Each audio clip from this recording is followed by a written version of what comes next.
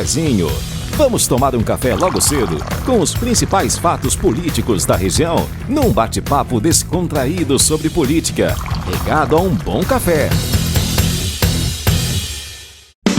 Apoio Senhor Braga Barbearia, a barbearia do Caruaru Shopping. Muito bem, já estamos de volta com o Jornal da Cidade. Mário Flávio já está aqui na bancada para falar, sobre o assunto Kátia das Rendeiras. Bom dia, Mário.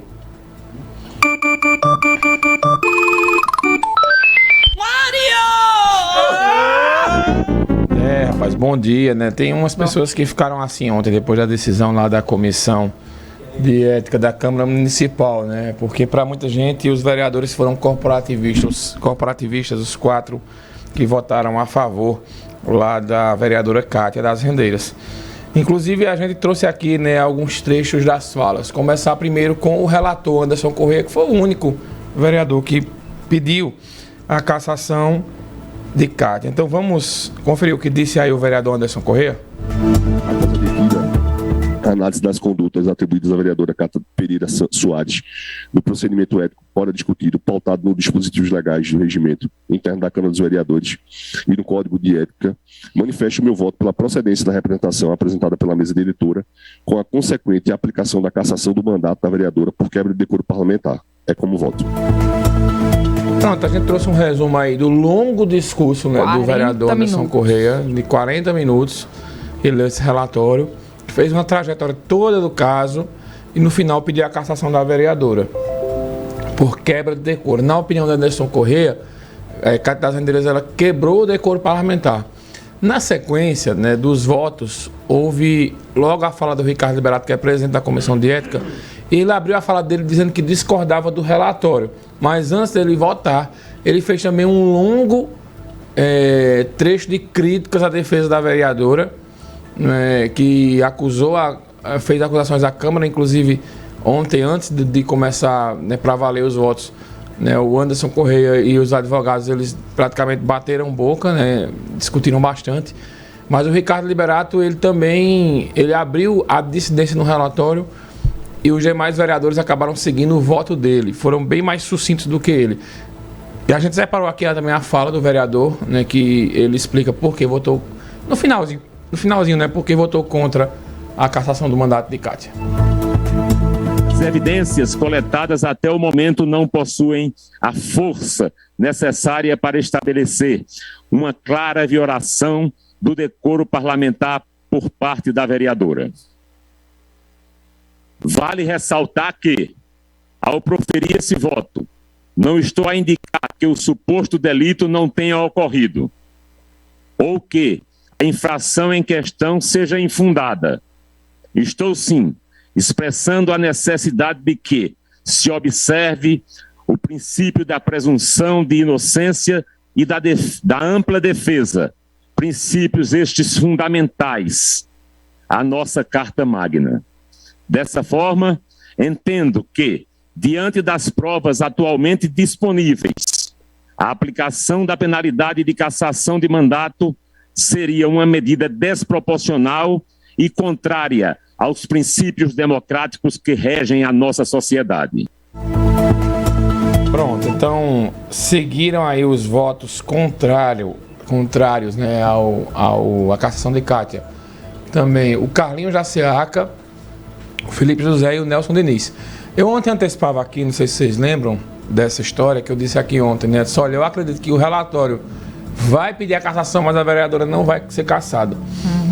Eu andei checando, na Câmara Municipal, eu só achava que o relatório ia ser levado ao plenário, a derrota ia ser no plenário, mas nem da Comissão de Ética passou, então ele foi arquivado, então ele não sobe ao plenário. Com isso, a vereadora Kátia das Rendeiras ganhou uma sobrevida na Câmara. As perguntas de ontem que as pessoas faziam, principalmente os que não acompanham política. Kátia segue afastada do mandato? Segue. O afastamento dela não é da Comissão de Ética, mas sim da Justiça Comum, que a decidiu o juiz Pierre Sotomayor, da Vara Criminal, que decidiu o afastamento dela. Então ela segue afastada, mesmo recebendo um salário, a Câmara continua pagando 24 salários a vereadores. Ontem, o suplente de Kátia, o Wagner Santa Rosa, já acionou de novo a Câmara Municipal, provocou a comissão de ética naquele caso do homicídio do blogueiro Alisson Wagner.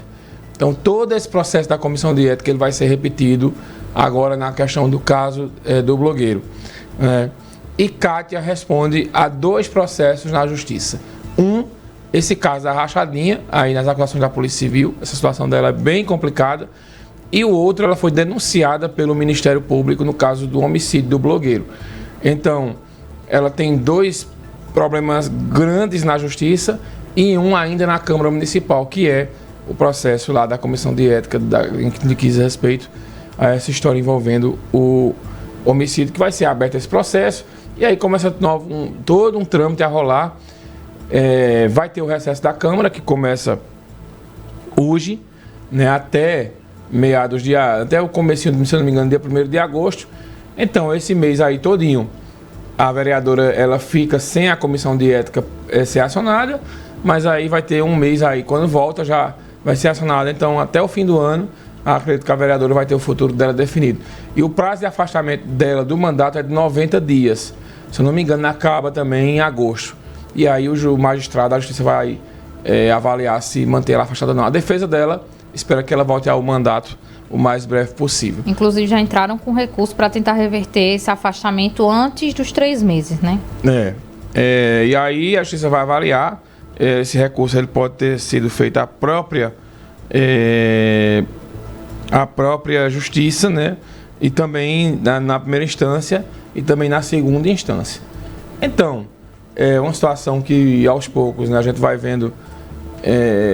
Para muita gente, os vereadores foram corporativistas ontem. Eles alegam que não estão discutindo o mérito do crime, acham que aconteceu o crime, mas foi entre os assessores e não cometido pela vereadora, não com a conivência da vereadora.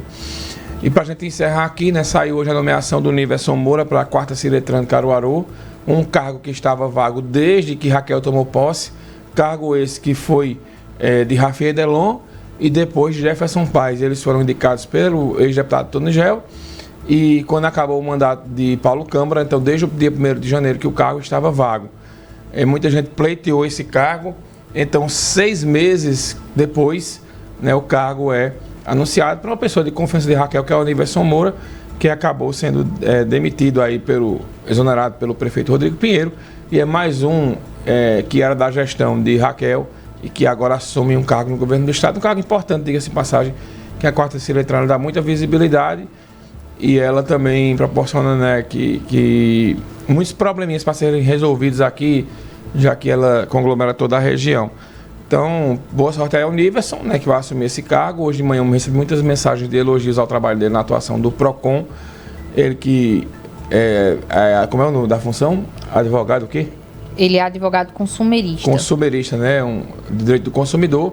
Ele agora vai assumir um órgão que no passado deu muito problema. Deu muita dor de cabeça, que é a 4ª Ciretran, mas nos últimos 3, 4 anos deu uma acalmada lá e a 4ª Ciretran passou a ter visibilidade positiva.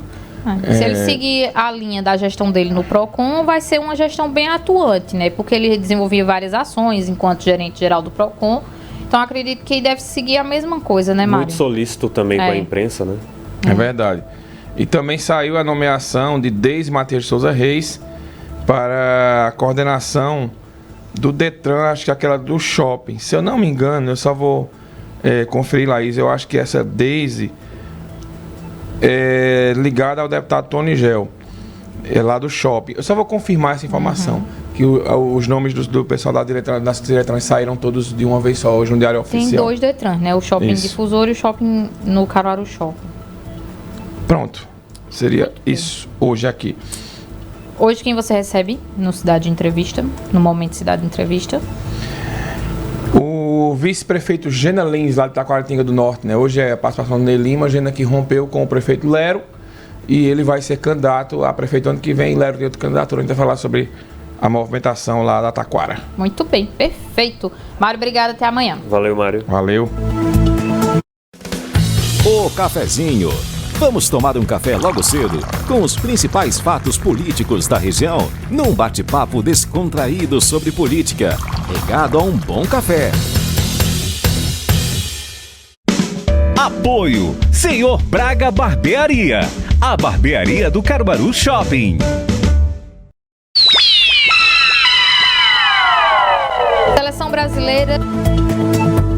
A seleção brasileira deu um vexame e foi goleada pelo Senegal. Após derrota, aumentou, obviamente, a pressão para o anúncio do novo técnico. No futebol local, o presidente do esporte confirmou a ida de Luciano Juba para o Bahia. No entanto, o Leão tenta manter o jogador até o final da Série B. Daqui a pouco tem mais futebol no Momento RC10, no Manhã Cidade. Ainda às 5 horas da tarde tem o programa Futebol na Cidade com a nossa equipe esportiva. Isso aí. E antes da gente se despedir, minha gente, deixa eu passar aqui rapidinho, deixar um abraço para o Denis Bastos e para a Núcia Lima, que estão lá no nosso YouTube acompanhando a gente. Abraço também para o Hélio Albuquerque, que disse: bom dia, Rodrigo e Laís, me atualizando por aqui. Roberto Itacaimbó também está com a gente. E tem a mensagem também do Gildo José. Ele disse: bom dia, Rodrigo e Laís, sucesso sempre para ambos. Bom dia, Mário Flávio. Depois, os próprios legisladores se perguntam por que nós, cidadãos, estamos perdendo a credibilidade com os nossos legisladores no geral. Gildo José, da Nova Caruaru. Aí a mensagem do Gildo. E a gente aproveita para agradecer a todo mundo que está acompanhando a gente e desejar uma ótima quarta-feira. Obrigado pela companhia. A gente volta a se encontrar amanhã a partir das 7 da manhã. Combinado? Até lá.